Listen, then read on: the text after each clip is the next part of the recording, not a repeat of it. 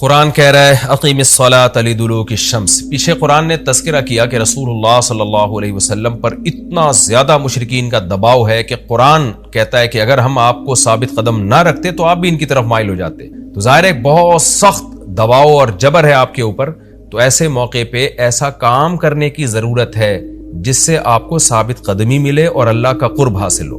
تو اس کا سب سے بہترین طریقہ قرآن کہتا ہے نماز ہے، یعنی اے نبی صلی اللہ علیہ وسلم آپ نماز کو مضبوطی سے تھامیے تاکہ آپ کو ثابت قدمی ملے، آپ کو اللہ کا قرب ملے، کیونکہ جس اللہ کے لیے کام کیا جا رہا ہے نا، جب تک اس اللہ سے رشتہ مضبوط نہیں ہوگا تو اس کام میں آپ ثابت قدم نہیں رہ سکتے۔ اور اللہ سے رشتہ مضبوط کرنے کا سب سے بڑا ذریعہ نماز ہے، اس لیے قرآن کہتا ہے اقیم الصلاۃ، آپ نماز قائم کیجئے لدلوک الشمس، سورج کے ڈھلنے کے وقت۔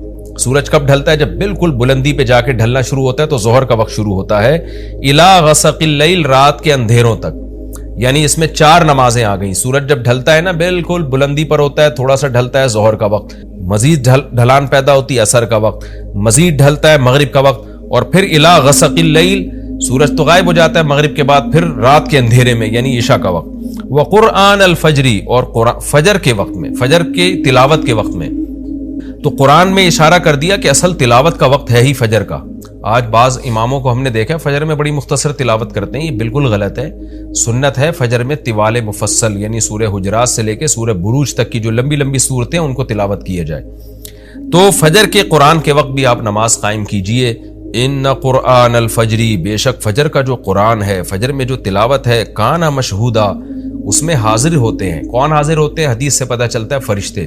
فجر کا وقت اتنا مبارک وقت ہے جب اس میں امام صاحب قرات کرتے ہیں اور لوگ ہاتھ باندھ کے پیچھے امام کی قرات سنتے ہیں، ایک خاص سکینت نازل ہوتی ہے اللہ کی طرف سے، اور فرشتے بھی اس تلاوت میں نازل ہوتے ہیں۔ صحیح حدیث سے یہ بات ثابت ہے کہ فرشتے جو تبدیل ہوتے ہیں نا، ان کے آنے جانے کا وقت اور فجر اور عصر میں ہے۔ وہ جو فجر میں فرشتے آتے ہیں انسان کی حفاظت کے لیے، لہو معقبات من بین یدیہ ومن خلفہ یحفظونہ من امر اللہ، بہت ساری مخلوق اس کائنات میں ایسی ہے جہاں تک سائنس نہیں پہنچی، اور ہو سکتا ہے قیامت تک پہنچ ہی نہ سکے، وہ انسان کی عقل سے بالاتر ہے وہ مخلوق، اور یہ بھی ممکن ہے پہنچ جائے سائنس ترقی کر کے۔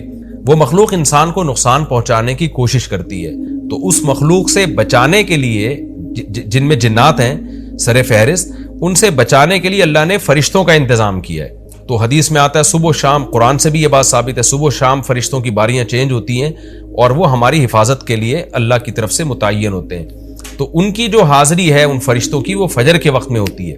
اور یہ بھی حدیث سے ثابت ہے کہ بہت سے فرشتے صرف تلاوت سننے کے لیے زمین پہ اترتے ہیں۔ تہجد کے بارے میں حدیث میں آتا ہے کہ جب کوئی شخص تہجد میں قرآن کی تلاوت کرتا ہے تو فرشتے آنا شروع ہوتے ہیں اور اس کے جو ہے نا لبوں پہ اپنے منہ کو رکھ لیتے ہیں اس کی تلاوت کو چکھنے کے لیے۔ اتنا فرشتوں کو لطف محسوس ہوتا ہے تہجد کی تلاوت میں، اور پھر وہ تانتا بناتے بناتے جو ہے نا ایک دوسرے پہ سوار ہوتے ہوتے آسمان کی بلندیوں تک پہنچ جاتے ہیں۔ تو فجر کی نماز میں بھی یہ فضیلت ہے۔ تو آگے اللہ فرماتے ہیں کہ اللہ نے فجر کی نماز کی فضیلت کو بیان کیا، آگے اللہ فرماتے ہیں وَمِنَ اللَّيْلِ، یہ تو 5 نمازیں ہو گئیں، یہ تو ساری امت پہ فرض ہیں، لیکن رات کے کچھ حصے میں فَتَہَجَّدْ بِهِ کا مطلب اس حصے میں آپ نے تہجد پڑھنی ہے، نَافِلَةً لَكَ، اے محمد صلی اللہ علیہ وسلم، یہ آپ کے لیے اضافہ ہے۔ کیا مطلب؟ یا تو نبی صلی اللہ علیہ وسلم پہ 6 نمازیں فرض تھیں، یعنی 5 فرض کے علاوہ تہجد بھی فرض تھی، تو اس لیے قرآن نے کہہ دیا کہ امت پہ تو 5 فرض ہیں، نافلۃ لک، لیکن یہ تہجد آپ کے لیے اضافی ہے، یعنی آپ پر 6 نمازیں فرض ہیں۔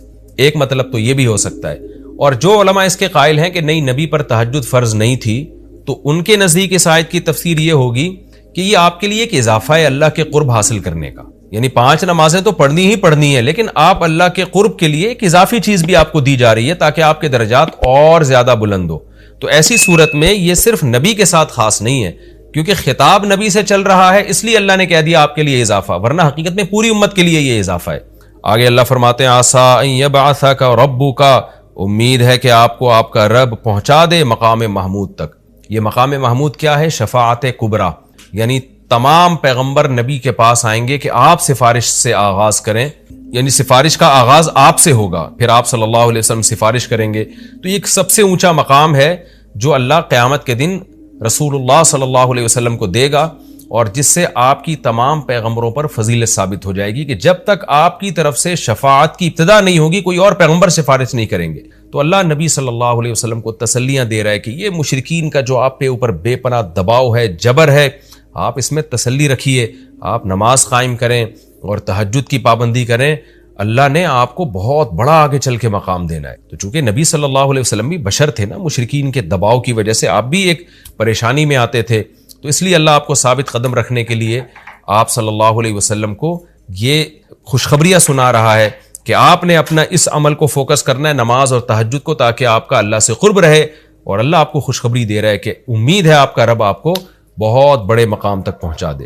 رہا مسئلہ مشرکین کی دھمکیوں کا کہ یہ پوری کوشش کر رہے ہیں کہ آپ کو مکہ سے نکال دیں، تو ہم نے تو بتا دیا کہ یہ خود بھی نہیں پنپ پائیں گے، لیکن آپ نے اللہ سے کیا دعا مانگنی ہے؟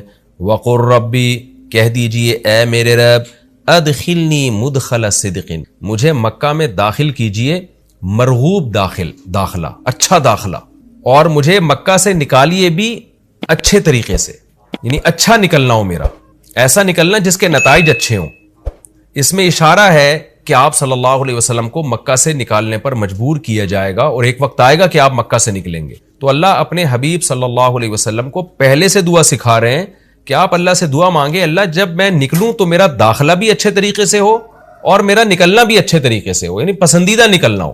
سوال پیدا ہوتا ہے نکلنے کا عمل تو پہلے ہے اور مکہ میں داخلے کا عمل بعد میں، تو نکلنے کا تذکرہ پہلے ہونا چاہیے کہ اللہ مکہ سے مجھے اچھی طریقے سے نکال، اور مکہ میں مجھے داخل بھی اچھے طریقے سے کرنا، تو داخلے کا تذکرہ پہلے کیوں؟ تو اس میں بلاغت کا ایک نقطہ ہے کہ پیغمبر کا بنیادی مقصد وہ ہدف ہے جو پیغمبر دنیا میں لے کے آئے ہیں، تو اس کی آغاز تو مکہ سے کرنا ہے جس میں آپ کو بھیجا گیا، جو ابراہیم علیہ السلام کا شہر ہے، جہاں بیت اللہ ہے، اسلام کا مرکز تو اس جگہ سے بننا ہے۔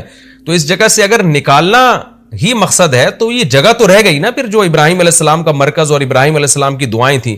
تو اس لیے اصل مقصد تو یہ کہ مکہ میں داخل میں اچھے طریقے سے ہوں، جو پیغمبر کا مقصد تھا دنیا میں آنے کا، مکہ فتح کر کے داخل ہوں، یہاں مجھے غلبہ ملے، اور یہاں میرا جب داخلہ ہو تو ایسا داخلہ جس کو میں پسند کروں۔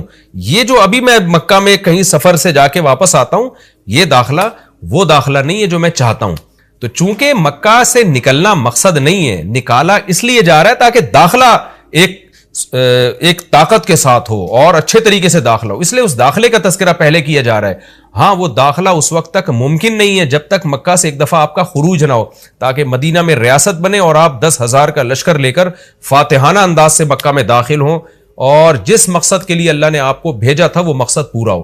تو وہ مقصد نکلے بغیر پورا ہو نہیں سکتا، اس لیے نکلنے کا تذکرہ کر دیا، ورنہ اصل مقصد تو یہ ہے کہ اللہ میں مکہ سے نکلنا نہیں چاہتا، میں مکہ میں داخلہ چاہتا ہوں۔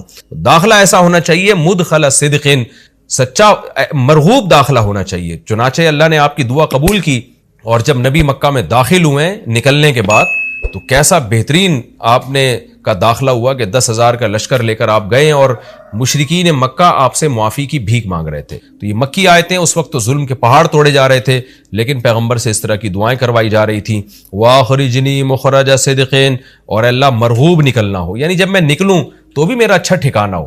چنانچہ آپ کا نکلنا بھی بڑا اچھا ہوا کہ پورا مدینہ آپ کے استقبال میں کھڑا ہوا تھا، اور طلع البدر علینا من ثنیۃ الوداع، یہ جو ترانے ہیں یہ مدینہ کی بچیاں آپ کے استقبال میں پڑھ رہی تھی۔ تو آپ کا نکلنا بھی اچھا ہوا، یعنی مدینہ میں داخلہ جو مکہ سے نکل کے، اور پھر جو مکہ میں آنا وہ تو اس سے بھی زیادہ عزت اور شان کے ساتھ ہوا۔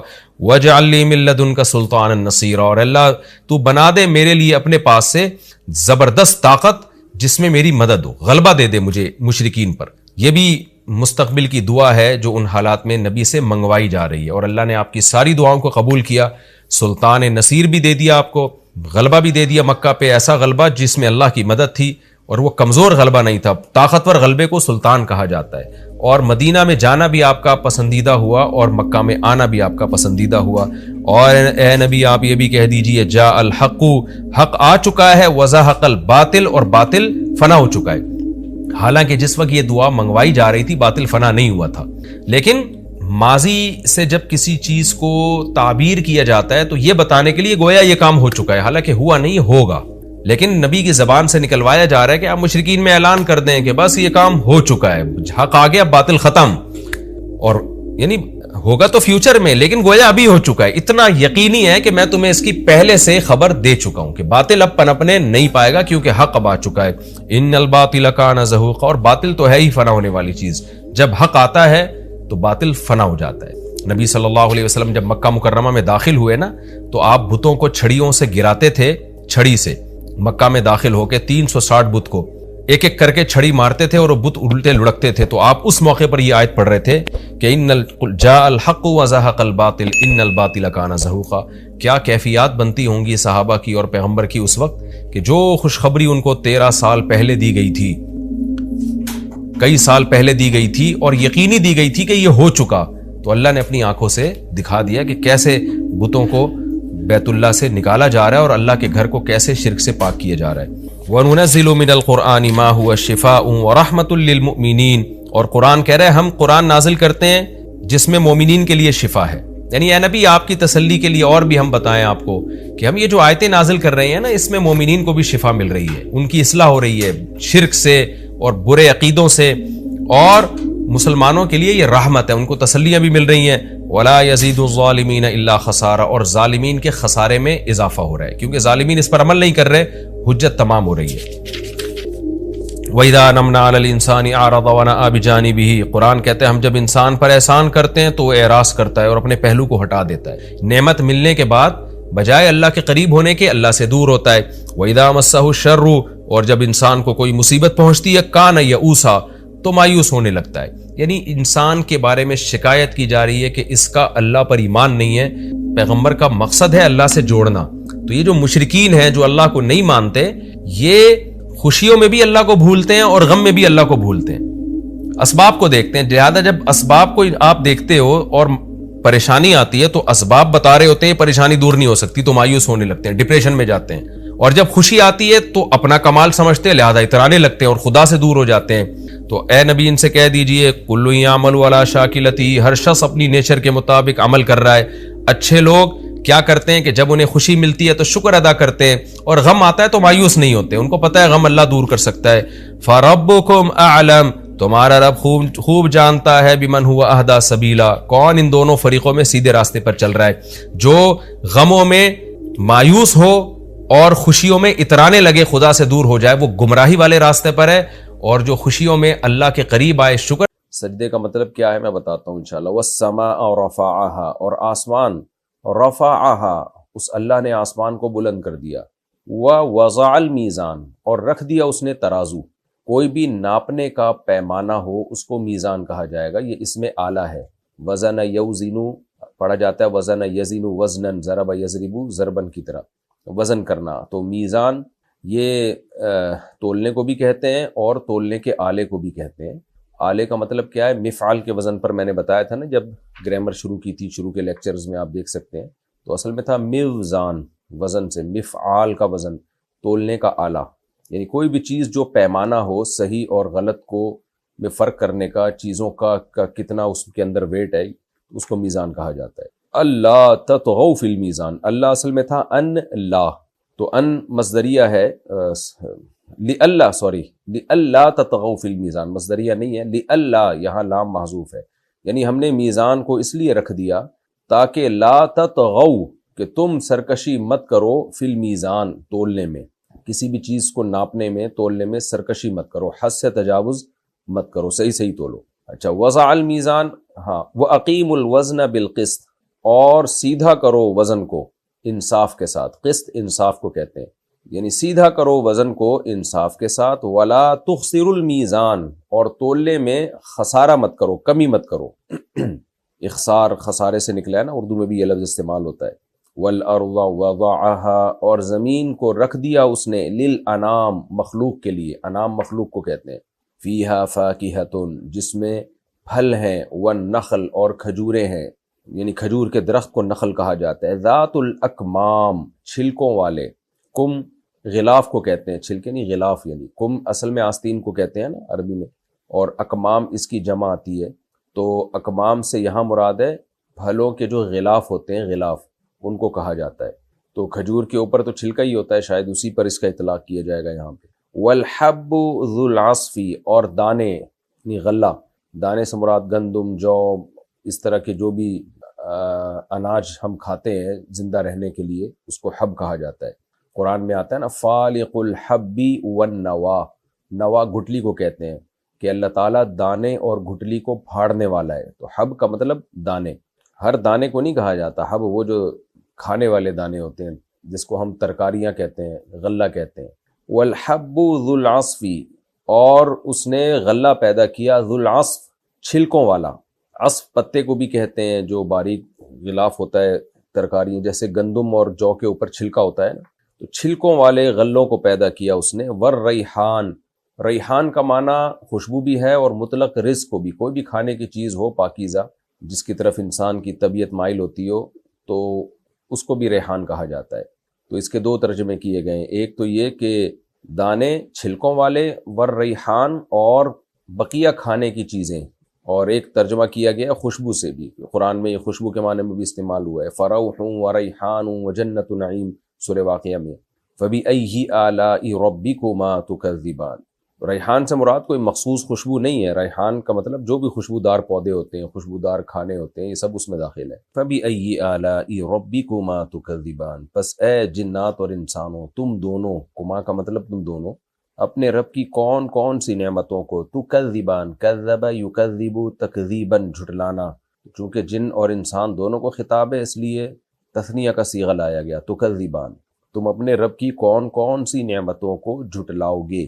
خلق الانسان، پیدا کیا اس نے انسان کو، من صلصال، صلصال کہتے ہیں کھنکھناتی ہوئی، اور الفخار جو پکی ہوئی مٹی ہوتی ہے نا، اس کو آگ میں پکایا ہوا ہو، تو وہ چونکہ آگ میں پکائی بھی نہیں تھی اس لیے کل فخار کہا، یعنی کاف تشبیہ کے لیے، یعنی آگ میں پکائی ہوئی مٹی کی طرح صلصال تھی وہ. تو کھنکھناتی کا مطلب کیا کہ بجنے والی، یعنی اگر اس کو دوسری مٹی پہ مارا جائے تو آواز آتی تھی. تو جو پکی ہوئی مٹی ہوتی ہے نا، آگ پہ پکی ہوئی جیسے اینٹ، وہ تو بہت زور سے آواز مارتی ہے. تو یہ آگ پہ پکی ہوئی نہیں تھی لیکن آگ پہ پکی ہوئی کی طرح مٹی تھی، اور صلصال اگر اس کو مارا جائے تو اس میں سے ایک آواز آتی تھی، جیسے کہ جب مٹی سخت ہو جاتی ہے تو اس کو آپ ماریں تو وہ آواز آتی ہے اس میں سے. خلق الانسان من صلصال کالفخار، اس نے پیدا کیا انسان کو کھنکھناتی ہوئی مٹی سے جو فخار کی طرح تھی. اب فخار کا اردو میں کیا ترجمہ ہوگا یہ، یعنی پکی ہوئی مٹی سے ہم کر سکتے ہیں. وخلق الجان من مارج من نار، اور پیدا کیا اس نے جنات کو، جان جنات کی جنس ہے یعنی جنات کو، من مارج من نار، مارج کہتے ہیں شعلے کو جس میں دھواں نہ ہو. جب آگ جلتی ہے نا تو بہت صاف ستھری جب آگ ہوتی ہے تو اس میں جیسے ہم گیس کا چولہا جب جلاتے ہیں تو کیسی پیور آگ نکل رہی ہوتی ہے جس میں گیس جل رہی ہوتی ہے. لکڑیاں جب ہم جلاتے ہیں تو اس میں دھواں بہت زیادہ ہوتا ہے. تو جو صاف ستھری آگ ہوتی ہے جس میں دھواں نہیں ہوتا، تو یہ مراد ہے مارج، اس شعلے کو کہتے ہیں من مارجن. اور جنات کو پیدا کیا اس نے آگ، من نارن، آگ کے، مارجن شعلے سے جس میں وہ صاف ستھرا شعلہ جس میں دھواں نہیں ہوتا. فَبِأَيِّ آلَاءِ رَبِّكُمَا تُكَذِّبَانِ، پس اپنے رب کی کون کون سی نعمتوں کو تم جھٹلاؤ گے اے جنات اور انسانوں. رب المشرقین، دو مشرقوں کا مالک ہے، ورب المغربین، اور دو مغربوں کا مالک ہے. فَبِأَيِّ آلَاءِ رَبِّكُمَا تُكَذِّبَانِ، پس تم اپنے رب کی کون کون سی نعمتوں کو جھٹلاؤ گے. مرج البحرین، دو دریا چلا دیے. بحر سمندر کو بھی کہتے ہیں اور یعنی پانی کو بھی کہتے ہیں، دریاؤں کو بھی پر بھی اطلاق ہوتا ہے اس کا. تو یہاں مراد ہے دو پانی، چاہے وہ سمندر میں ہو چاہے وہ کہیں بھی ہو. مرج البحرین، دو دریاؤں کو ملا دیا اس نے. مرجا یمرجو کا معنی ہوتا ہے ملانا، شاید یہ انگلش کا لفظ مرج اسی سے نکلا ہو، واللہ عالم. مرج البحرین، دو دریاؤں کو چلا دیا اس نے. یلتقیان، التقا یلتقی، ملنا، باب افتعال سے ہے. لقیہ یلقا، لقاءً کا معنی بھی ملنا. التقاء کا معنی جب آپ ایک دوسرے سے ملاقات کرتے ہیں. تو یلتقیانی تثنیہ کا صیغہ ہے کہ دونوں ملے ہوئے ہیں. بینہما برزخ، ان دونوں کے درمیان ایک پردہ ہے. لا یبغیان، بغا یبغی کا معنی سرکشی کرنا. تو یہ دونوں دریا سرکشی نہیں کرتے، دونوں پانی سرکشی نہیں کرتے، یعنی ایک دوسرے میں گھستے نہیں ہیں، اپنے اپنے ٹریک پہ چلتے ہیں یہ. فَبِأَيِّ آلَاءِ رَبِّكُمَا تُكَذِّبَانِ، پس اے جنات اور انسانوں تم اپنے رب کی کون کون سی نعمتوں کو جھٹلاؤ گے. يَخْرُجُ مِنْهُمَا، ان دونوں دریاؤں سے یا ان دونوں پانیوں سے نکلتا ہے اللؤلؤ، موتی، والمرجان، اور مرجان ایک مخصوص پتھر ہے. فَبِأَيِّ آلَاءِ رَبِّكُمَا تُكَذِّبَانِ، پس اے جنات اور انسانوں تم اپنے رب کی کون کون سی نعمتوں کو جھٹلاؤ گے۔ وَلَهُ الْجَوَارِ، جواری اصل میں تھا جواری، یا تھا اس کو حذف کر دیا تو الجوار، تو جاریتن کی جمع ہے، اصل میں تھا جوارن، یا کو حذف کیا جاتا ہے نا، یعنی جاریتن کی جمع آتی ہے جوارن، جو ہوتی ہے اصل میں جواریون، تو یدعو یرمی والا قانون لگا، جوارین پھر التقاء ساکنین سے جوارن، اور پھر جب الف لام آیا تو تنوین بھی گر گئی تو الجوار۔ جو صرف زیادہ اچھی طرح سے پڑھے ہوئے ہیں وہ اسی طرح سے بات سمجھ سکتے ہیں۔ تو خلاصہ یہ کہ جاریتن کی جمع، جاریہ کشتی کو بولتے ہیں، یا پانی میں چلنے والی جو بھی جہاز ہو، سمندر کشتی ہو، سب کو کہا، سب پر اس کا اطلاق ہوتا ہے، تو اس کی جمع جواری۔ وَلَهُ الْجَوَارِ، اسی کے لیے ہیں یہ کشتیاں، المنشآت، اٹھی ہوئی، انشأ ینشئ، انشان کا معنی اٹھانا، پیدا کرنے کے معنی میں بھی آتا ہے، اٹھانے کے معنی میں بھی آتا ہے، کسی چیز کو آپ بلند کریں تو المنشأ، جس چیز کو اٹھایا جائے، المنشأۃن، اٹھائی جانے والی چیز، اور اس کی جمع آتی ہے المنشآت، جو اٹھے ہوئے ہوتے ہیں بہت، یعنی کیونکہ بہت ساری ہوتی ہیں نا کشتیاں تو اٹھائی ہوئی ہوتی ہیں، فی البحر، سمندروں میں، کل اعلام، علم پہاڑ کو بھی کہتے ہیں، اس کی جمع اعلام، پہاڑوں کی طرح، مراد سمندری جہاز ہیں، یعنی اسی اللہ کے لیے ہیں یہ سمندر میں اونچے اونچے پہاڑوں جیسے جہاز۔ فَبِأَيِّ آلَاءِ رَبِّكُمَا تُكَذِّبَانِ، تو اپنے رب کی تم کون کون سی نعمتوں کو جھٹلاؤ گے۔ اس رکوع کا لفظی ترجمہ ہو گیا، اب ہم اس کی تفسیر کی طرف چلتے ہیں۔ سورہ رحمان بہت اہم سورت ہے، اس میں اللہ نے جنت کی نعمتوں کو، اپنے احسانات کو ذکر کیا، پھر جہنم کی کچھ ہولناکیوں کا بھی اللہ نے تذکرہ کیا، اور اس سورت کی امتیازی حیثیت کیا ہے کہ اس میں بار بار ایک لفظ کو اللہ نے دہرایا ہے، فَبِأَيِّ آلَاءِ رَبِّكُمَا تُكَذِّبَانِ، اے جنات اور انسانوں تم اپنے رب کی کون کون سی نعمتوں کو جھٹلاؤ گے۔ مسئلہ ہی یہی ہے کہ ہم اللہ کی نعمتوں سے فائدہ تو اٹھاتے ہیں، لیکن کیسے انکار کرتے ہیں ہم نعمتوں کا۔ کچھ لوگوں نے کہہ دیا کہ یہ سب کچھ خود بخود ہو رہا ہے، یعنی یہ کائنات ایک اتفاق کا نتیجہ ہے، اور حسن اتفاق ہے، یہ ایک حسین اتفاق ہے، حالانکہ اتفاق اتنا حسین ہوتا نہیں ہے، تو اس کو ایک حسین اتفاق کہہ دیا، بیوٹی آف نیچر کہہ دیا۔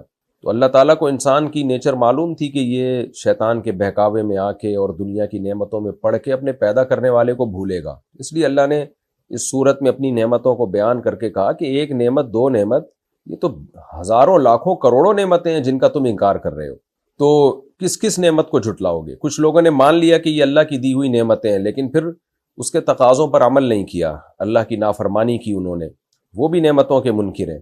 تو مسئلہ ہی یہی ہے کہ ہم نے اس کائنات کے بننے کے پروسیس کو، اور اس میں جو انسان کو کروڑہا نعمتیں ملی ہوئی ہیں، ان تمام نعمتوں کو حسن اتفاق کہہ دیا۔ آج میں ویڈیوز دیکھتا ہوں نا، جو سائنسی ویڈیوز، تو ہر سائنٹسٹ ایک ہی بات کر رہا ہوتا ہے، کروڑوں سال میں ایوالو ہو کے ایسا ہوا ہے، یہ خربوزہ کروڑوں سال میں ایوالو ہو کے ایسا بن گیا۔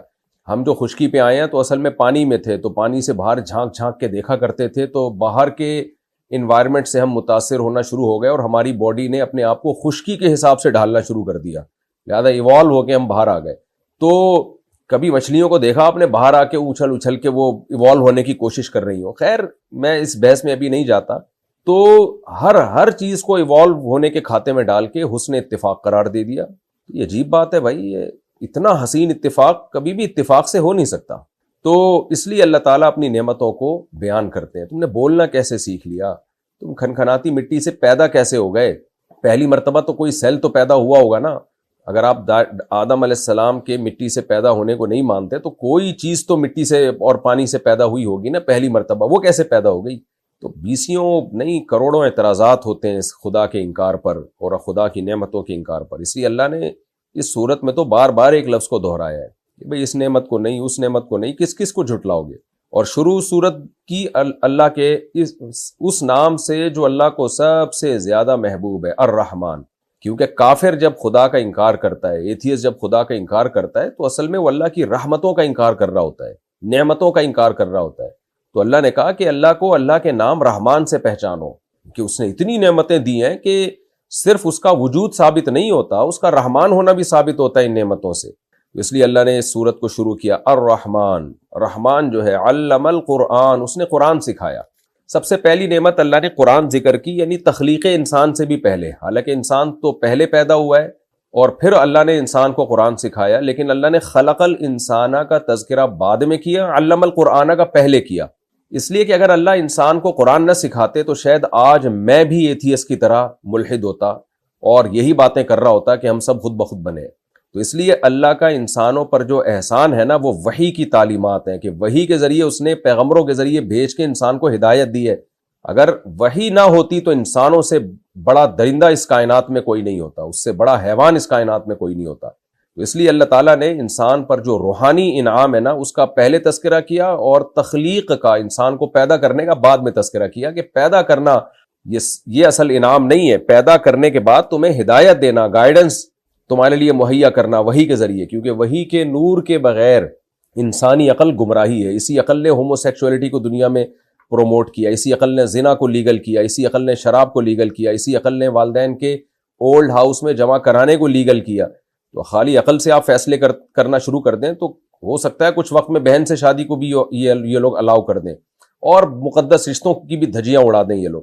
تو اس لیے اللہ نے فرمایا کہ رحمان نے علم القرآن، قرآن سکھایا ہے۔ تو قرآن تو ہے، لیکن قرآن سے پہلے جو قومیں گزری ہیں تو ان کو تورات سکھائی، ان کو انجیل سکھائی، آدم علیہ السلام کی وحی اور ابراہیم علیہ السلام کے صحیفے سکھائے، لیکن چونکہ یہ قرآن اس امت پہ نازل ہو رہا ہے، اس لیے اللہ نے قرآن کا تذکرہ کیا۔ خلق الانسان، انسان کو پیدا کیا، یہ ایک مادی نعمت تھی۔ علمہ البیان، اور انسان کو بولنا سکھایا۔ دنیا میں کوئی مخلوق اس طرح سے اپنی بات کو ایکسپلین کر کے دوسرے تک نہیں پہنچاتی جیسے انسان پہنچا دیتا ہے۔ تو یہ بھی اللہ کی ایک نعمت ہے، اس کے اندر یہ صلاحیت رکھی ہے۔ جانور مخصوص آوازوں سے ایک مخصوص پیغام دیتے ہیں، اس کے علاوہ کچھ بھی نہیں۔ تو اللہ نے انسان کو قرآن سکھایا بھی اور بولنا بھی سکھایا اس کو، جس سے وہ اپنی بات دوسروں تک پہنچا دیتا ہے۔ الشمس والقمر بحسبان، انسان جب اپنے اندر جھانکتا ہے اسے اللہ کی نشانیاں نظر آتی ہیں، کیسے اسپیڈ کے ساتھ اپنی زبان کو گھما گھما کے وہ اپنی باتوں کو پرو رہا ہوتا ہے الفاظ کی لڑی میں، اور کیسے دوسرے کے کان تک پہنچا رہا ہوتا ہے، کیسے وہ شخص، سامنے والا شخص اس کی بات کو کیچ کر کے اس کی بات کا مطلب سمجھ رہا ہوتا ہے۔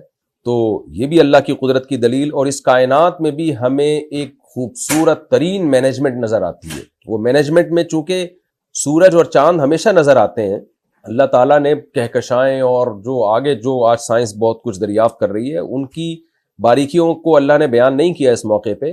وہ چیز بیان کی ہے جو ایک گنوار اور جاہل اور پینڈو جو بیچارہ بالکل دیہاتی ہو، اس کی سمجھ میں بھی آسانی سے آ جائے۔ جاہل سے میری مراد یہ ہے کہ جو جدید سائنسی علوم سے غافل ہے۔ تو ہر شخص کی، کیونکہ قرآن ہر ایک کے لیے ہے، جو سائنسی باریکیوں کو نہیں جانتے ان کے لیے بھی قرآن نازل ہوا، اس لیے اللہ نے ایک علامت کے طور پر دو یعنی اجسام کا ذکر کیا، الشمس والقمر بحسبان، فرمایا سورج اور چاند ایک حساب سے ہیں۔ یہ کیسے ہو سکتا ہے اتنی خوبصورت مینجمنٹ کہ سورج اور چاند کی ایک مخصوص دائرے میں چلتے چلے جا رہے ہیں، اربوں خربوں سال سے اپنے ٹریک سے دائیں بائیں ذرا بھی نہیں ہٹتے، تو یہ خود بخود نہیں ہو سکتا۔ وہی بات ہے کہ اتنا خوبصورت اتفاق سے نہیں ہو سکتا۔ والنجم والشجر یسجدان، فرمایا جو بیلیں ہیں بغیر تنے کے درخت اور تنے والے، یہ سب اس کو سجدہ کر رہے ہیں۔ سجدہ کرنے کا مطلب کیا ہے؟ یا تو حقیقت میں سجدہ کر رہے ہیں جن کے سجدے کا ہمیں علم نہیں ہے، یا اس سے مراد ہے اطاعت۔ جس فطرت اور نیچر کے راستے پر اللہ نے ان کو ڈال دیا وہ اس راستے پہ چل رہے ہیں۔ بیل کو آپ دیکھیں نا، بیل کا کام ہوتا ہے اوپر جانا، کیسے وہ تھوڑی سی رسی تلاش کر رہی ہوتی ہے، اور جہاں کوئی رسی اس کو ملی یا تنا ملا تو ایسے لپٹ لپٹ کے اوپر جاتی ہے، جیسے یہ جو کیٹو اور ماؤنٹ ایوریسٹ کی پہاڑیوں پہ چڑھنے والے نہیں اوپر جا رہے ہوتے، تو اس طرح سے یہ اوپر جانا شروع کر دیتی ہے۔ تو یسجدان یعنی وہ دونوں اپنے کاموں میں لگے ہوئے ہیں۔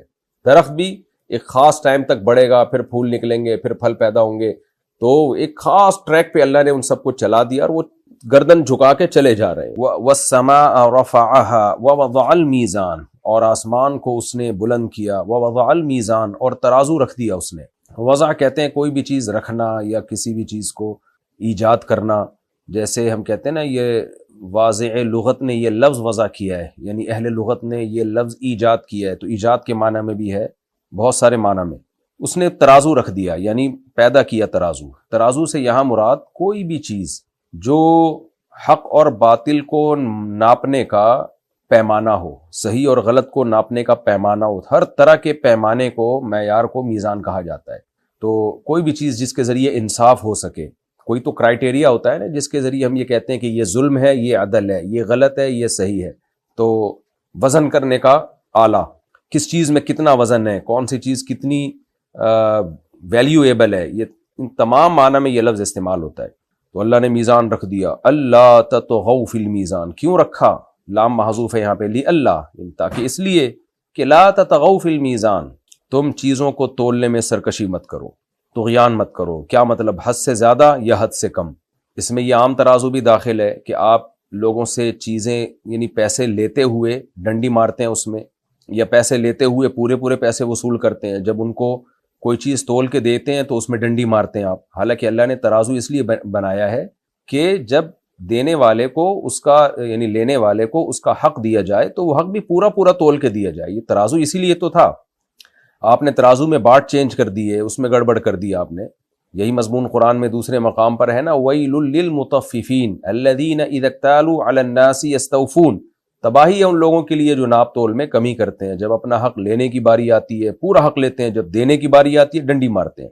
تو کہیں بھی ایگریمنٹ جب آپ کا ہوتا ہے، آپ سامنے والا شخص اپنے حصے کا کام پورا کر دیتا ہے لیکن آپ اس کو پورا حق نہیں دیتے. سرکاری اداروں میں آپ دیکھ لیں، وہاں بھی اللہ تطغوا فی المیزان کے حکم کی دھجیاں اڑائی جاتی ہیں. آپ دیر سے پہنچ رہے ہیں لیکن تنخواہ پوری کر لے رہے ہیں. گورنمنٹ نے آپ کے ذمہ جو کام لگایا اس میں آپ ڈنڈی مار رہے ہیں، تنخواہیں آپ پوری لے رہے ہیں. آپ اسکول ٹیچر ہیں، بچوں کو پڑھانے میں آپ خیانت کر رہے ہیں لیکن آپ تنخواہ پوری لے رہے ہیں. تو اس آیت کا مفہوم بہت وسیع ہے. یعنی اللہ نے دنیا میں عدل رکھا ہے اور عدل کو ناپنے کے پیمانے بھی رکھے ہیں. وہ پیمانے زمانوں کے حساب سے چینج ہو سکتے ہیں. عقل بھی ایک پیمانہ ہے جو آپ کو بتاتی ہے صحیح کیا ہے غلط کیا ہے، لیکن آپ کی عقل آپ کے حق میں تو بڑا زبردست فیصلہ کر رہی ہے، کام کر رہی ہے. جب دوسروں کے بارے میں وہ عقل غلط فیصلہ کر رہی ہوتی ہے تو یہ بھی لا تطغوا فی المیزان میں داخل ہے. آپ دیکھیں نا، یہ عالمی طاقتیں جب غزہ کے مظلوم بچے قتل ہو رہے ہیں، شہید ہو رہے ہیں، معذور ہو رہے ہیں، تو وہاں ان کی عقل خاموش ہو جاتی ہے، اندھی ہو جاتی ہے. اور جب انہی میں سے کسی ایک پہ ذرا سا ظلم ہو تو کیسے ساری دنیا مل کے چیختی ہے. تو یہ بھی لا تطغوا فی المیزان میں داخل ہے. اللہ نے جو عقل کا ترازو رکھا ہے وہ اس لیے نہیں کہ دوسرے کے ظلم کو کسی اور طرح سے تولا جائے اور اپنے پر ہونے والے ظلم کو بہت زیادہ وزن دے دیا جائے، تو یہ بھی غلط ہے. تو یہ بہت وسیع آیت ہے قرآن کی. فرمایا اللہ تطغوا فی المیزان، ہم نے میزان اس لیے رکھا کہ تم میزان میں یعنی تولنے میں، چیزوں کو تولنے میں سرکشی مت کرو. وَأَقِیمُوا الْوَزْنَ بِالْقِسْطِ، اسی کی تاکید ہے دوسرے الفاظ سے، کیونکہ یہ بہت اہم مضمون ہے اس لیے اللہ نے اس کو دوبارہ دہرایا. اور تم وزن کو انصاف کے ساتھ تولا کرو، انصاف کے ساتھ سیدھا کرو. اس کو سیدھا کرنے کا مطلب وہی عدل، یعنی عدل پراپر وے میں ہونا چاہیے. وَلَا تُخْسِرُوا الْمِيزَانَ، اور وزن میں گھاٹا مت کرو. جب یعنی گھاٹے کا مطلب کیا ہے کہ جب دوسرے کو اس کا حق دینے کا وقت آئے تو پورا تول کے دیا کرو، اس میں گھاٹا مت کیا کرو. تو یہ آیت بھی بہت مفہوم ہے کہ جب آپ دوسرے پہ ہونے والے ظلم کو تولیں اپنے ترازو سے، تو جو آپ پہ جو ظلم ہوا تھا نا، آپ نے اس ترازو سے اپنے ظلم کو جتنا ویٹ دیا تھا، دوسرے پہ ہونے والے ظلم کو بھی آپ اتنا ہی ویٹ دیں، اتنی ہی ویلیو دیں، اتنا ہی وزن دیں آپ. تو لا تخسروا المیزان، وزن میں کمی مت کیا کرو. والارض وضعها للانام، اور زمین کو اس نے وضع کیا. وضع کا معنی رکھنا بھی ہے، نصب کرنا بھی ہے، ایجاد کرنا بھی ہے. تمام معنی میں یہ لفظ استعمال ہوتا ہے. جیسے کہ میں نے بتایا، اس نے زمین کو رکھ دیا یعنی اپنے ٹریک پہ رکھ دیا، یا زمین کو پیدا کیا، اس نے ایجاد کیا. للانام، مخلوق کے لیے. بڑی زبردست آیت ہے یہ بھی. آج سائنسی تحقیقات سے پتہ چلتا ہے کہ حیات کامل طور پر جو ہمیں نظر آتی ہے اس زمین میں، اس میں آکسیجن بھی ہے، اس میں 23 ڈگری جھکی ہوئی بھی ہے تاکہ موسم بنتے رہیں، اور اس کا ٹیمپریچر بھی بہت معتدل ہے. تو ایتھیس اور ملحد لوگ کہہ دیتے ہیں حسن اتفاق، یعنی اتفاق سے سب کچھ ایسا ہو رہا ہے. اللہ کہتے ہیں اتفاق سے نہیں ہو سکتا. مخلوق کے لیے زمین کو ڈیزائن کیا گیا. کروڑوں اربوں خربوں کہکشائیں، ستارے، سیارے تھے، تو اللہ نے کہا ایک چھوٹا سا ذرہ ایسا بھی پیدا کروں جہاں حضرت انسان کو پیدا کروں اور وہاں مخلوق کو پیدا کروں، زندگی کی بہاریں ہوں، درخت ہوں، انہار ہوں. قرآن اس کا منکر نہیں ہے کہ کسی دوسری جگہ پہ حیات نہیں ہو سکتی، لیکن خطاب چونکہ ہم سے ہو رہا ہے تو زمین کو تو اسپیشلی اس طرح سے ڈیزائن کیا گیا ہے. سورج سے اس کا فاصلہ کتنا ہونا چاہیے. چاند بھی یعنی چاند بھی زمین کی حیات کے لیے ضروری ہے. آپ ڈاکومنٹریز میں دیکھ سکتے ہیں اگر چاند نہ ہوتا تو بھی زمین کا نظام بہت حد تک تباہ و برباد ہو جاتا. تو اللہ نے فرمایا کہ والارض وضعها للانام، مخلوق کے لیے اس اللہ نے اس کو اس طرح سے بنایا ہے. وہی جملہ میں بار بار دہراتا ہوں، یہ جو ایتھیس لوگ کہہ دیتے ہیں حسن اتفاق ہے، تو بھائی اتفاق سے اتنا زبردست حسن نہیں ہوتا. کہتے ہیں کوئی باہر سے سیارہ آ کے ٹکرایا تھا تو زمین جھک گئی 23 ڈگری، ہو سکتا ہے ٹکرایا ہو، خود بخود نہیں ہوا. اللہ نے اس زمین پہ حیات کو پیدا کرنا تھا تو زندگی کے لحاظ سے زمین کو سوٹیبل بنانا تھا، تو اس کے لیے 23 ڈگری جھکانا تھا. اس لیے کوئی سیارہ لا کے اللہ نے ٹکرایا اس سے کہ بھائی اس کو جھکا دو 23 ڈگری. اگر سیارہ ٹکرایا، مجھے نہیں پتہ، ہے سائنسدان لوگ بولتے ہیں. فیہا فاکہۃ، فرمایا کیسا زمین کو انسان کے لیے سوٹیبل بنایا کہ صرف ٹیمپریچر کو مینٹین نہیں کیا، صرف پانی پیدا نہیں کیا، بلکہ اور صرف کھانے پینے کی نہیں، یعنی کھانے پینے کی مختلف انواع پیدا کر دیں. فیہا فاکہۃ، اس میں پھل ہیں. فاکہہ کہتے ہیں ما یتفکہ بہ، جو انسان لذت کے لیے کھاتا ہے عام طور پر، جیسے انار ہے، انگور ہے، سیب ہے. اور والنخل ذات الاکمام، اور کھجور کے درخت بھی ہیں چھلکوں والے، یعنی جن کے اوپر چھلکے ہوتے ہیں. والحب ذو العصف، اور دانے وہ چھلکوں والے، ہر دانے کے جیسے گندم کے اوپر بھی ایک چھلکا ہوتا ہے نا، ذو العصف پتوں والے کو بھی کہتے ہیں، یعنی جس کے پتے ہوں. تو پھر مراد ہوگا کہ وہ جو دانوں کے جو پودے ہوتے ہیں ان میں پتے بھی ہوتے ہیں، یا پھر دانوں کے اوپر جو چھلکا ہے وہ بھی مراد ہو سکتا ہے. بھوسا جسے کہتے ہیں ہم، عصف بھوسے کو کہتے ہیں، بھوسے کو بھی کہتے ہیں. تو کیونکہ یہ بھوسا بھی ہمارے لیے مفید ہے. آج تو سائنسدانوں نے یہ بات، ڈاکٹروں نے یہ بات ثابت کی ہے کہ فائبر کے ساتھ ان دانوں کو کھانا چاہیے، ورنہ یہ ہمارے جانوروں کے کام میں استعمال ہوتے ہیں. والحب ذو العصف والریحان، اور خوشبودار ترکاریاں، خوشبودار غذائیں. ریحان کا مطلب رزق بھی ہے، کوئی بھی کھانے کی چیز، اور خوشبو کے معنی میں بھی یہ لفظ استعمال ہوتا ہے. فَبِأَيِّ آلَاءِ رَبِّكُمَا تُكَذِّبَانِ، اے جنات اور انسانوں، تم اپنے رب کی کون کون سی نعمت کا انکار کرو گے؟ ہر چیز کے بارے میں کہہ دو گے کہ یہ خود بخود بنی ہے، یا مشرک بن کے کسی اور کے کھاتے میں ڈال دو گے. اعتراف کرو گے کہ ایک کریٹر ہے جس نے بنایا، لیکن جھکو گے بتوں کے سامنے، یہ ایسا کرو گے. فَبِأَيِّ آلَاءِ رَبِّكُمَا تُكَذِّبَانِ، اے جنات اور انسانوں، تم اپنے رب کی کون کون سی نعمتوں کو جھٹلاؤ گے. صحیح حدیث میں حضرت عبداللہ بن عمر رضی اللہ عنہ فرماتے ہیں کہ نبی صلی اللہ علیہ وسلم کے سامنے جب یہ صورت تلاوت کی گئی، یا خود آپ صلی اللہ علیہ وسلم نے یہ صورت پڑھی، تو جب آپ یہاں پہنچے تو آپ نے فرمایا کہ میں نے جنات کو دیکھا کہ اس موقع پر انہوں نے تم سے اچھا جواب دیا. صحابہ نے پوچھا یا رسول اللہ جنات نے کیا جواب دیا؟ آپ صلی اللہ علیہ وسلم نے فرمایا جب جنات کے سامنے یہ آیت پڑھی گئی نا، فَبِأَيِّ آلَاءِ رَبِّكُمَا تُكَذِّبَانِ، سورہ رحمان کی جب ان کے سامنے تلاوت کی گئی کہ اے جنات اور انسانوں، تم اپنے رب کی کون کون سی نعمتوں کو جھٹلاؤ گے، تو آپ صلی اللہ علیہ وسلم نے فرمایا، جنات نے فوراً کہا لا بشیء من نعمت ربنا نکذب، اے اللہ ہم تیری نعمتوں میں سے کسی نعمت کا بھی انکار نہیں کرتے. تو انسان کو بھی چاہیے بزبان قال یا بزبان حال یہ الفاظ دہرائے، اور کافروں کی طرح مت ہو جائے کہ بس اس کائنات میں کی وسعتوں میں غور و فکر کرنا ہے. ٹھیک ہے کرنا ہے، وہ تو ضروری ہے، وہ تو قرآن کا حکم ہے، لیکن غور و فکر کر کے اپنے خالق تک بھی ہمیں پہنچنا ہے.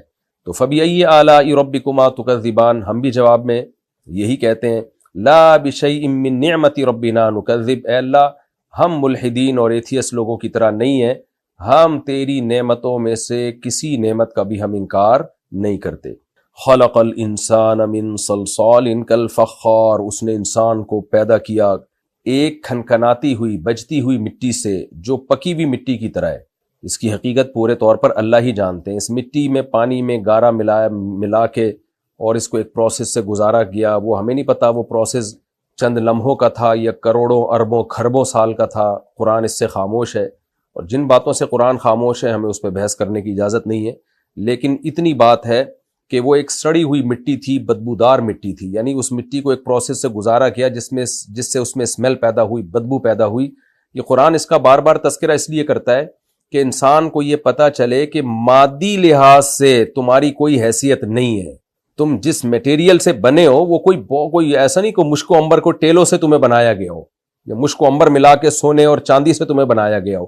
لہذا تمہاری فضیلت اللہ کی نظر میں مادی حیثیت سے نہیں ہے، وہ تو جانور بھی مٹی سے بنے ہیں. تمہاری حیثیت ہے تمہاری مینٹیلٹی کی بیس پہ، تمہاری روحانیت کی بیس پہ.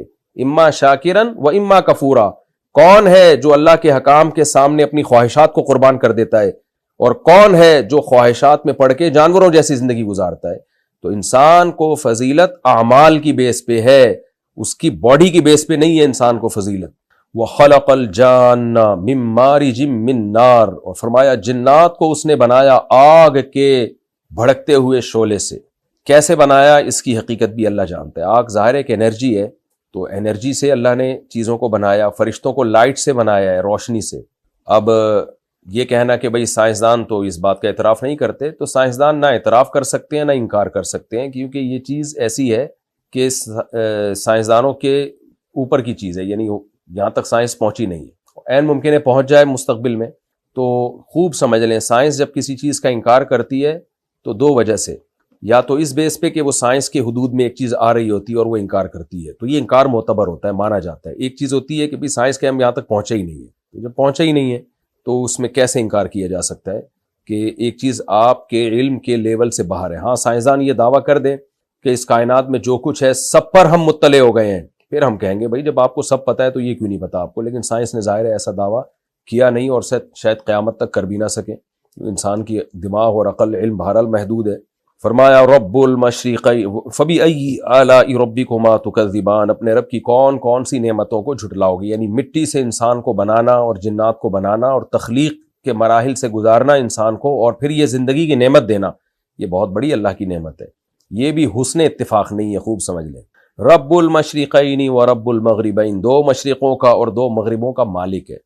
قرآن ایک جگہ کہتا ہے رب المشرق و رب المغرب، اللہ مشرق اور مغرب کا مالک ہے. کہیں اللہ کہتا ہے رب المشارق والمغارب، بہت سارے مشرقوں کا اور بہت سارے مغربوں کا مالک ہے. اور یہاں قرآن کہہ رہا ہے دو مشرق اور دو مغرب. کس طرح سے تطبیق ہے بھائی؟ اگر سورج جہاں جہاں سے نکلتا ہے ان تمام کو ایک ہی سمت قرار دیا جائے، کیونکہ چار سمتیں ہیں نا، تو پھر ایک مشرق ہے اور ایک مغرب ہے. سورج جہاں سے نکلتا ہے وہ ایک مشرق ہے اور جہاں غروب ہوتا ہے وہ ایک مغرب ہے، کیونکہ چار سمتیں ہیں. اور مشارق کا کیا مطلب ہے کہ سورج نکلنے میں جو بھی کنٹریز ایکویٹر کے دائیں یا بائیں جانب ہیں تو روزانہ سورج اپنی ڈائریکشن مشرق اور مغرب میں چینج کرتا ہے، کہیں نہ کہیں تھوڑا سا، چاہے وہ 1 ڈگری کا فرق ہو یا 0.001 ڈگری کا فرق ہو، وہ ہوتا ضرور ہے. صرف ایکویٹر ایسا ہے جس کا ایک ہی مشرق اور ایک ہی مغرب ہے، جو ایکویٹر پہ جو کنٹریز ہیں جو بالکل ہی بیچ میں ہیں. ورنہ دنیا کے اکثر ممالک میں کیا ہوتا ہے کہ سورج روزانہ مشرق کو چینج کر رہا ہوتا ہے، روزانہ مغرب بھی چینج ہوتا ہے اس کا، یعنی غروب کی سمت کی ڈائریکشن بھی اور نکلنے کی ڈائریکشن بھی. تو اس لیے ان 365 مشرق ہوتے ہیں جو سال میں 365 دنوں میں، اور 365 مغرب ہوتے ہیں. تو اس لحاظ سے اللہ نے ان کو مشارق جمع اقصا ہے، بہت سارے مشرق اور بہت سارے مغرب. تو اس لحاظ سے اللہ نے کہا کہ ان مشرقوں کا بھی مالک ہے اور مغربوں کا بھی مالک ہے. اور مشرقین کا مطلب کیا ہے کہ سردیوں میں جہاں سے سورج نکلتا ہے نا وہ ایک پوائنٹ ہے، اور گرمیوں میں بالکل اس کے مخالف سمت میں چلا جاتا ہے، تو یہ دوسرا پوائنٹ ہے. یعنی مشرق کی 2 انتہاؤں کو 2 پوائنٹ کہا گیا اور مغرب کی 2 انتہاؤں کو 2 پوائنٹ کہا گیا ہے. تو اس لحاظ سے 2 مشرق اور 2 مغرب کا مالک ہے. مالک کا مطلب یہاں بھی یہ اللہ کی قدرت ہے کہ کیسے انسان کی خدمت کے لیے اس نے سورج میں بھی موومنٹ پیدا کی ہے کہ ایک تو مشرق سے مغرب ڈوبنا بھی ہے اور روزانہ ڈائریکشن چینج کرنی ہے تاکہ موسم چینج ہو، اور موسموں کی وجہ سے جو زمین میں تغیرات ہوتے ہیں وہ تغیرات پیدا ہوں. تو یہ بھی اللہ کی بہت بڑی نعمت ہے. اس لیے آگے فرمایا فَبِأَيِّ آلَاءِ رَبِّكُمَا تُكَذِّبَانِ، پس تم دونوں یعنی اے جنات اور اے انسانوں اپنے رب کی کون کون سی نعمتوں کو جھٹلاؤ گے. مَرَجَ الْبَحْرَيْنِ يَلْتَقِيَانِ، اس نے 2 پانیوں کو ملا دیا اس طور پر کہ دونوں کی ملاقات ہو رہی ہے. یہ اس سے مراد یہ بھی ہو سکتا ہے کہ جو دریا کا پانی سمندروں میں گرتا ہے تو وہ پوائنٹ جہاں دریا کا پانی سمندر میں گر رہا ہوتا ہے وہاں 2 پانی آپس میں مل رہے ہوتے ہیں. یہ اللہ کی بہت بڑی نعمت ہے. دریا گھوم گھوم کر آتے ہیں سمندر میں، پھر سمندر دوبارہ بادل بن کے برستے ہیں. تو یہ پروسیس کروڑوں سال سے چلا آ رہا ہے جس سے انسان پوری دنیا میں سیرابی حاصل کر رہا ہے. تو کڑوے پانی کی بھی انسان کو ضرورت ہے. اگر یہ سمندروں کا پانی میٹھا ہوتا سڑ جاتا، اس کو اللہ نے کھارا رکھا، اور دریاؤں کا میٹھے پانی کو اللہ نے چلا کے سمندر میں گرایا تاکہ پانی کا ایک سائیکل چلے اور لوگوں یعنی انسانوں کو پانی ملتا رہے. سائیکل ہوتا ہے نا، نائٹروجن سائیکل سائنسدان لوگ بولتے ہیں کہ اس طرح سے پورے سسٹم چل رہا ہے زمین میں، کوئی چیز ضائع نہیں ہو رہی، گھوم پھر کے پھر ہمارے پاس ہی آ جاتی ہے. تو یہ مطلب بھی ہو سکتا ہے 2 پانیوں کو چلانے کا. اور ایک مطلب یہ بھی ہو سکتا ہے جیسے ہم ویڈیوز دیکھ رہے ہوتے ہیں یوٹیوب پہ کہ سمندر میں 2 پانی ایسے چل رہے ہوتے ہیں، میٹھے اور کھارا پانی، اور بہت دور تک جا رہے ہوتے ہیں. تو بینہما برزخ لا یبغیان، دونوں کے درمیان ایک پردہ ہے جو چھپا ہوا پردہ ہے، اور وہ دونوں پانی آپس میں ٹکرا نہیں رہے ہوتے. یہ بھی اللہ کی ایک قدرت بھی ہے. یہ سائنسی اصول بھی تو اللہ ہی نے بنائے ہیں نا. ٹھیک ہے اس کی کوئی سائنٹیفک لاجک ہے، لیکن یہ لاجک کا پیدا کرنے والا تو اللہ ہی ہے.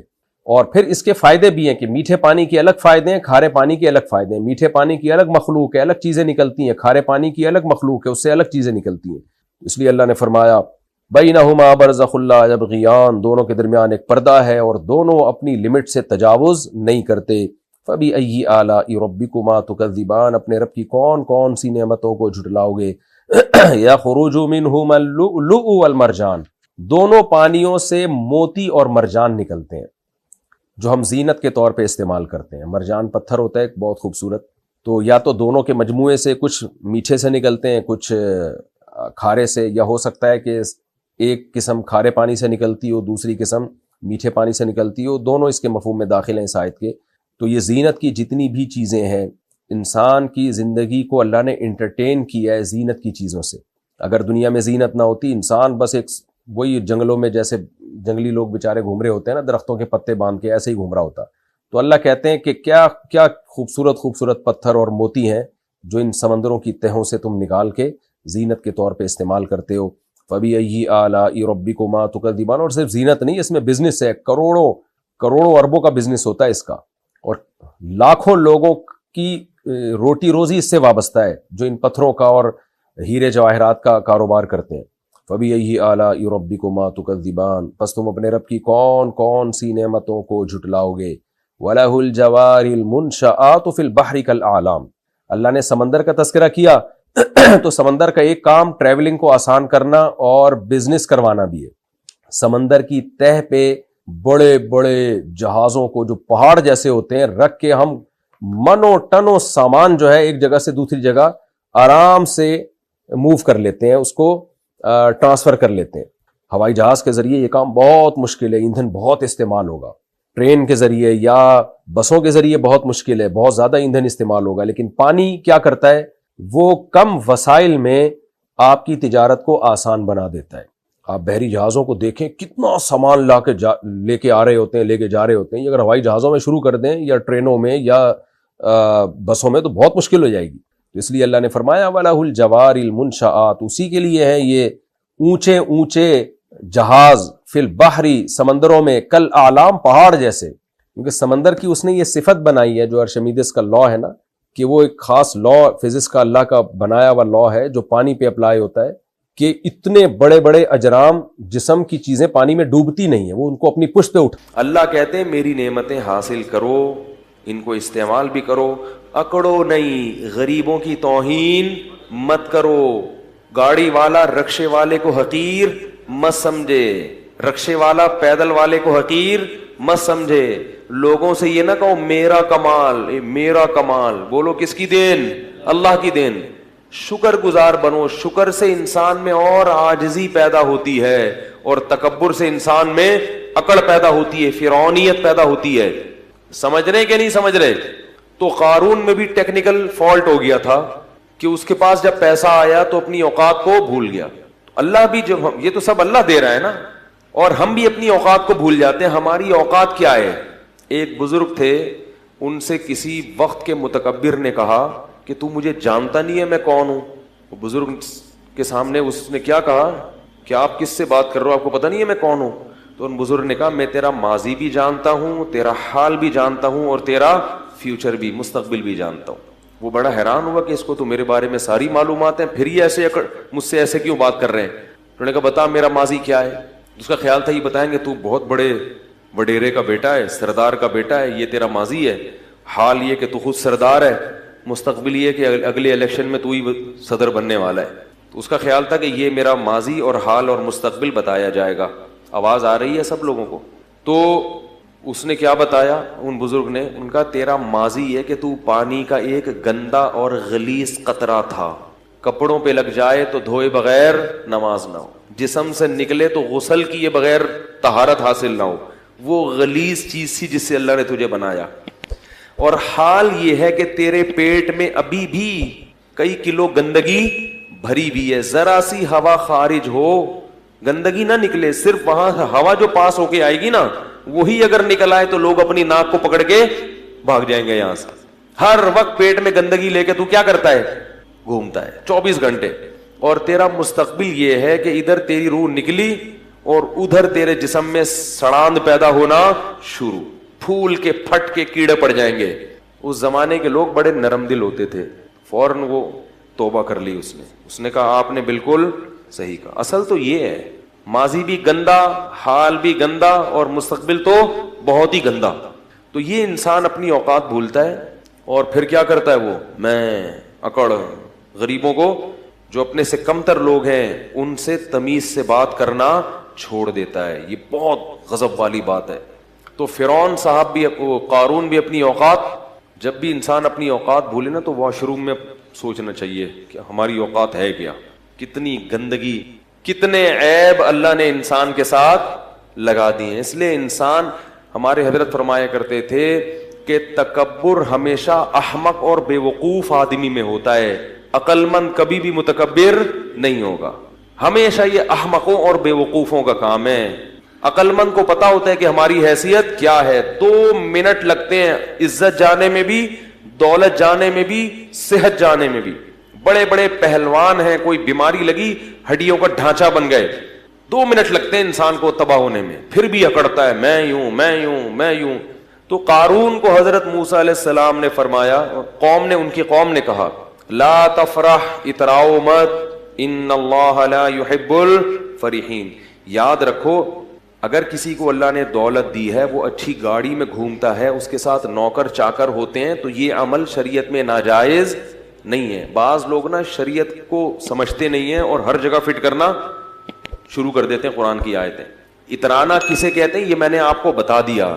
محض خادم کثرت سے رکھنا, خدمت گزار. اگر اللہ نے آپ کو پیسہ دیا تو آپ خادم رکھ سکتے ہو, 10 خادم رکھو, آپ خادم بھی رکھو, گاڑی بھی اچھی رکھو, کپڑا بھی اچھا پہنو, لگژری لائف سٹائل اختیار کرو. تو اللہ کی نعمتوں سے لطف اندوز ہونا یہ تکبر نہیں ہے. اللہ کی نعمتوں پہ اترانا یہ کیا ہے, تکبر ہے.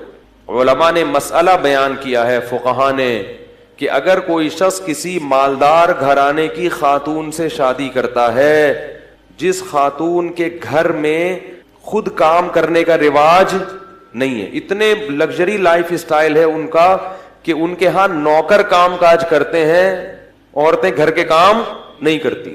تو فقہاء نے لکھا ہے کہ اگر ایسے گھرانے سے آپ بیوی لے کر آئے تو آپ اس سے گھر کی خدمت نہیں کرا سکتے, بلکہ آپ کو اس کے لیے نوکر کا انتظام کرنا پڑے گا. کیوں؟ قرآن کہتا ہے عاشروہن بالمعروف, عرف کے مطابق ان سے پیش آؤ. تو ان کا عرف یہی ہے کہ ان کے ہاں کام, پیسہ اللہ نے زیادہ دیا ہے تو بھائی وہ کہتے ہیں ہمیں پیسہ ہے تو ہم کیوں پکائیں روٹی, ہم نوکر رکھ لیں گے. تو یہ جائز ہے اس میں اگر ہو پیسہ, نہیں ہے تو خام میں شو بازی کی کوشش نہ کرو. قرضے لے لیکن صرف دنیا کو دکھانے کے لیے کہ ہم لوگ اصل میں بہت اعلیٰ خاندان کے ہیں, ہمارے ہاں خود کام نہیں ہوتا, نوکر ہمارے ہاں روٹی پکاتا ہے, نوکر کو دینے کے لیے تنخواہ ہے نہیں. تو ایسا نہ ہو, شو بازی اچھی چیز نہیں ہے. اگر اللہ نے دیا ہے تو ٹھیک ہے, نوکر رکھے جائیں, ماسیاں رکھی جائیں. ہمارے دوست تھے ایک جامعۃ الرشید میں, ہمارے کلاس فیلو تھے, بہت اللہ نے پیسہ دیا تھا. وہ گاڑی لے کے نکلتے تھے, ہم بھی ان کے ساتھ ہوتے تھے اکثر. گاڑی پنچر ہوئی نا تو یہ نہیں کرتے تھے کہ وہ بھائی نکالو یا خادم کو فون کرو, فوراً گھر سے دوسری گاڑی منگوائی, جہاں بھی ہیں فوراً فون کیا بھائی دوسری گاڑی بھیجو, اس کو لے جاؤ. تو اگر اللہ نے کسی کو مال دیا ہے تو وہ سہولت فائدہ اٹھا سکتے. لیکن وہ ایک حادثے میں شہید ہو گئے, جوان تھے بالکل, ایک ایکسیڈنٹ میں ان کا انتقال ہو گیا. اللہ تعالیٰ ان کی مغفرت فرمائے, بڑے نیک عالم تھے. تو کیا کہہ رہا تھا میں یہ عرض کر رہا تھا کہ اگر کوئی لگژری لائف سٹائل اختیار کرتا ہے تو اس پہ تکبر کے فتوے, کیونکہ لوگ لگاتے ہیں یہ عالم کرولا میں گھوم رہا ہے, یہ لینڈ کروزر میں گھوم رہے ہیں. اول تو علماء اکثر اپنی لینڈ کروزر میں نہیں گھوم رہے ہوتے, ٹھیک ہے نا, کسی مرید کی لینڈ کروزر ہوتی ہے وہ اپنے ساتھ لے کے جا رہا ہوتا ہے, تو اس پہ بھی لوگوں کو اشکال ہوتا ہے کہ لینڈ کروزر میں گھوم رہے ہیں, یہ جناب مرغا کھا رہے ہیں. تو اگر وہ اپنی بھی لینڈ کروزر میں گھوم رہے ہیں, اگر اللہ نے ان کو پیسہ دیا ہے تو آپ کو تکلیف نہیں ہونی چاہیے, آپ کو خوشی ہونی چاہیے.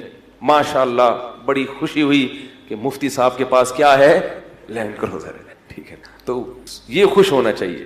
سمجھ رہے, لوگ کہتے ہیں کہ نبی تو گدھے پہ گھوما کرتے تھے, تو ٹھیک ہے پھر گدھے لا کے باندھ دیں یہاں پہ آپ. بھائی اس زمانے کا جو سواری تھی, اس زمانے کی جو خوراکیں تھیں وہ نہیں ہیں اب. جو سواری تھی نا, خوراکیں تو چلو وہ تو وہی ہیں, وہ تو سارا سسٹم چینج ہو گیا نا.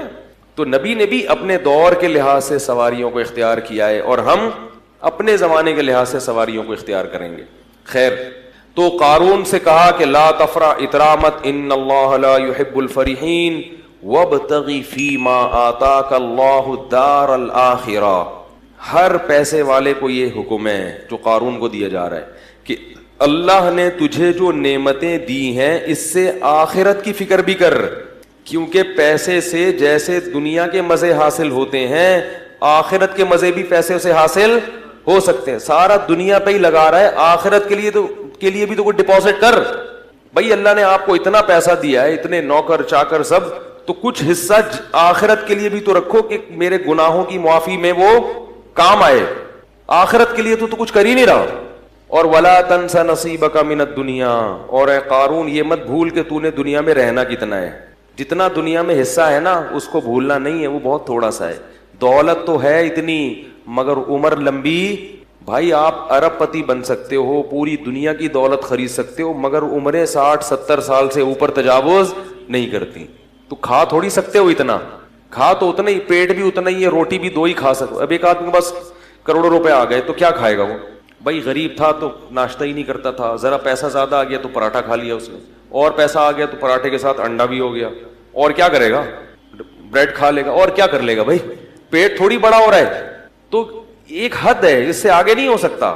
تو کہا کہ دنیا میں کتنا رہنا ہے اس کو بھول مت. تو تیری دولت سے ایسا لگ رہا ہے کہ تو ہمیشہ یہاں رہنے کے لیے آیا ہے. کتنی اچھی نصیحت تھی, ذرا سی بھی سینس ہوتی تو فوراً مان لیتا. اور ایک بات یہ بھی کی, احسن کما احسن اللہ الیک, جیسے اللہ نے تجھ پر احسان کیا ہے تو بھی اللہ کی مخلوق پر احسان. تیرے پاس اتنا ہے, یہاں لوگوں کو کھانے کی روٹی نہیں, بنی اسرائیل پہ ظلم ہو رہا ہے, تو بھی کیا کر, اپنی قوم کے لوگوں پہ خرچ کر, آخرت بنا اس سے آخرت. تو جواب میں کیا کہتا ہے؟ وَأَحْسِن كَمَا أَحْسَنَ اللَّهُ إِلَيْكَ إِنَّ اللَّهَ يُحِبُّ الْمُحْسِنِينَ. تو جواب میں کہتا ہے انما اوتیتہ علی علم عندی, یہ میں نے اپنی مہارت اور اپنی محنت سے کمایا ہے. مجھے اللہ نے, میرے پاس دماغ کیسا ہے, خاص دماغ ہے, اس دماغ کو لڑا کے میں نے کیا کیا ہے, تو میں نے کمایا. جو غریب ہے وہ اپنی مرضی سے غریب ہے, میں نے تھوڑی کہا کسی کو غریب بنو. آج مالدار آدمی یہ بات زبان سے کہتا نہیں ہے مگر دل میں ہوتی یہی ہے کہ بھائی وہ نہیں, میں نے ایکچولی وہ ہے محنت نہیں کر سکے, میں نے تو اتنی محنت کی ہے, میں تو ایسا دماغ لڑایا ہے, تو میں اپنا پیسہ کسی اور کو کیوں دوں. حالانکہ محنت بہت لوگ کرتے ہیں, ملتا ہر ایک کو. اگر محنت میں ملتا تو مزدور سب سے مالدار ہوتے ہیں, سب سے زیادہ محنتی کون ہوتے ہیں؟ گڑھا کھودنے والے. اور اگر ذہانت میں ملتا تو بے وقوف تو بیچارے بھوکے مر جاتے. میں نے اپنی زندگی میں زیادہ تر, سب کی بات نہیں کر رہا, زیادہ تر بے وقوفوں کے پاس پیسہ دیکھا ہے. سب نہیں, بہت ذہین لوگوں کے پاس بھی ہوتا ہے, لیکن زیادہ تر کس کے پاس ہوتا ہے؟ امام شافعی نے اسی لیے تو کہا لو کان بالحیل الغنا لوجدتنی بنجوم اقطار السماء تعلقی لكن من رزق الحجا حرم الغنا ضدان مفترقان ای تفرقی. کہتے ہیں جس, ایسا لگتا ہے, امام شافعی کہتے ہیں جس کو اللہ نے عقل دی ہے اس سے رزق چھین لیا. ٹھیک ہے, جس کے پاس دماغ ہے اس کے پاس اکثر جیبیں بیچارے کی خالی ہوتی. ضدان مفترقان, کہتے ہیں ایسا لگتا ہے یہ دونوں ایک دوسرے کی بالکل اپوزٹ ہیں, جمع ہی نہیں ہو سکتے. ہوتے ہیں لیکن ایک شاعری میں تو تھوڑا مبالغہ کیا جاتا ہے نا کسی بات کو بتانے کے لیے. آگے کہتے ہیں لیکن مل رزق لو کان بالحیل الغنا لوجدتنی, اگر ہیلے سے محنت سے پیسہ مل جاتا تو مجھے دیکھتے بنجوم اقطار السماء تعلقی, آسمان کے ستاروں پہ پہنچا ہوا ہوتا. یعنی ایک لوگوں کی ایک حالت بیان کر رہے ہیں. آگے بتاتے ہیں کہ پیسہ ملتا ہے قسمت سے. اس کو ایک شعر میں بڑے پیارے انداز سے سمجھایا. فرمایا اذا سمعت بان محروما اتا, اذا سمعت بان مشدودا حوا عودا فاثمر في يديه فصدقي واذا سمعت بان محروما اتا ماء ليشربه فغاض فصدقي. بڑا ٹائٹ شعر ہے. کہتے جب تم سنو کہ ایک خوش قسمت آدمی تھا, کوئی اسباب نہیں اس کے پاس, کوئی وسائل نہیں, لیکن اس نے کیا پکڑا, ایک ٹہنی پکڑی اور ٹہنی نے اس کے ہاتھ میں پھل دینا شروع کر دیے, تو تصدیق کر دیا کرو خوش قسمتوں کے ساتھ ایسا ہوتا ہے. ان کو پودے لگانے کی ضرورت, کھیتی باڑی کی ضرورت نہیں ہوتی, وہ جس کام میں ہاتھ ڈالیں وہ پھل دینا, وہ ٹہنیاں ان کے ہاتھوں میں پھل دیتی ہیں. اور کہا کہ وَإِذَا سَمِعْتَ بِأَنَّ مَحْرُومًا أَتَى مَاءً لِيَشْرَبَهُ فَغَادَ فَصَدِّقِي، اور جب سنو کوئی بدقسمت آدمی ہے جس کے کام اللہ نے ارادہ کیا ہے کہ صحیح ہو گئی نہیں، تو اس کو بیچارے کو پیاس لگی، پانی نظر آیا اور دیکھا کنواں پانی سے کیا ہے بھرا ہوا، وہ خوش ہو گیا، چلو پانی تو ملے گا، چلو کچھ نہیں مل رہا پانی تو ملے گا۔ وہ کنویں کے قریب آیا اور پانی اس کو دیکھ کے نیچے ہو گیا، انہوں نے کہا فحققی، اس کی بھی تصدیق کر دیا کرو، بدقسمتوں کے ساتھ ایسا ہوتا ہے، سارے اسباب ہوتے ہیں لیکن ان کو نہیں ملتا۔ تو یہ سب کس کی دین ہے بھائی؟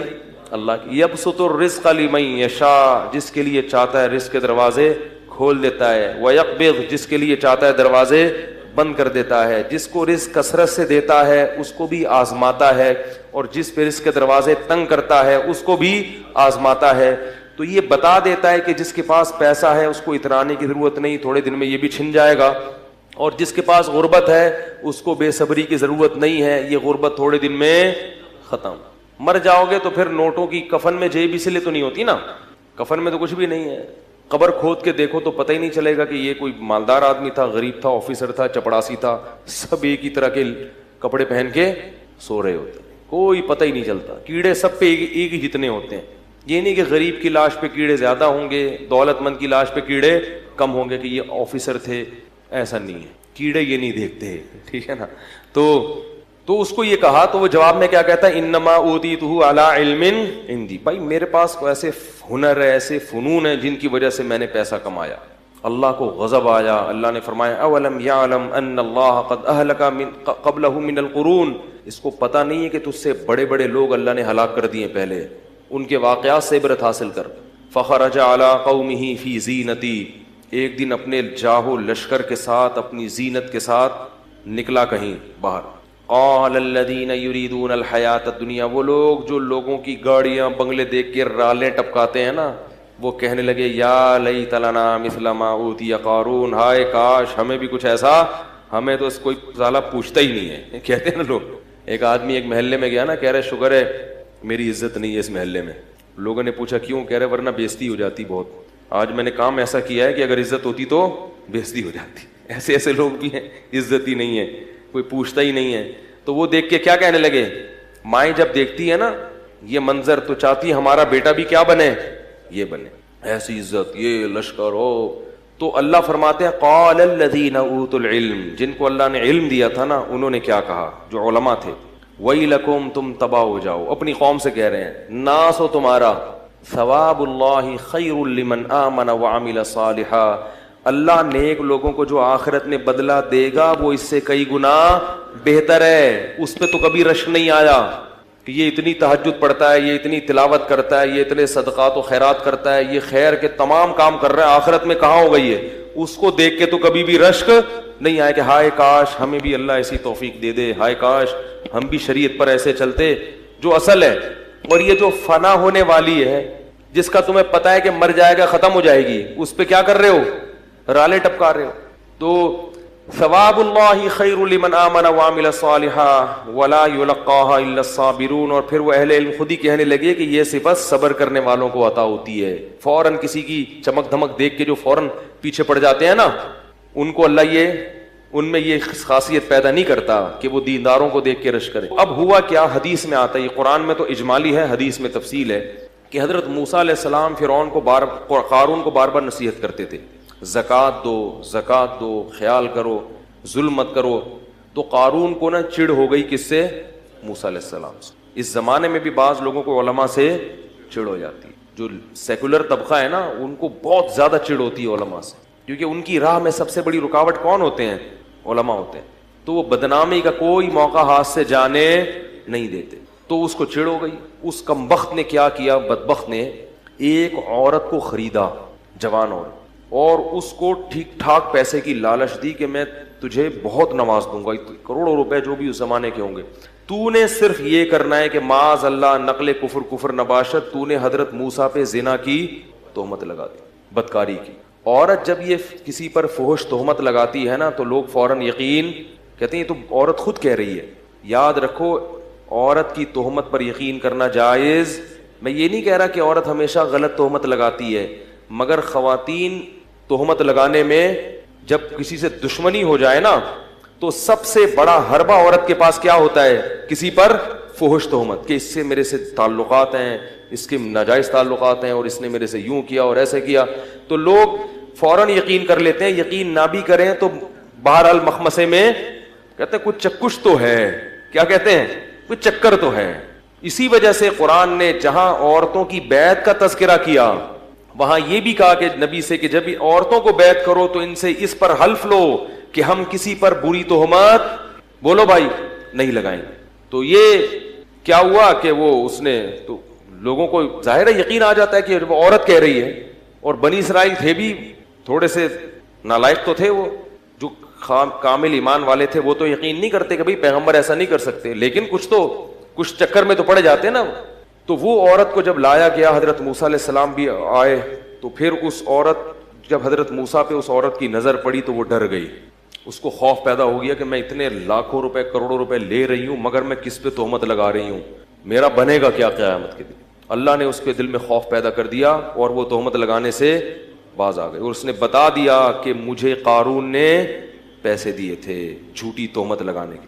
حضرت موسیٰ کو غضب آیا، اسی وقت بد دعا کی قارون کے لیے کہ اللہ تو اس کو کیا کر دے، ہلاک.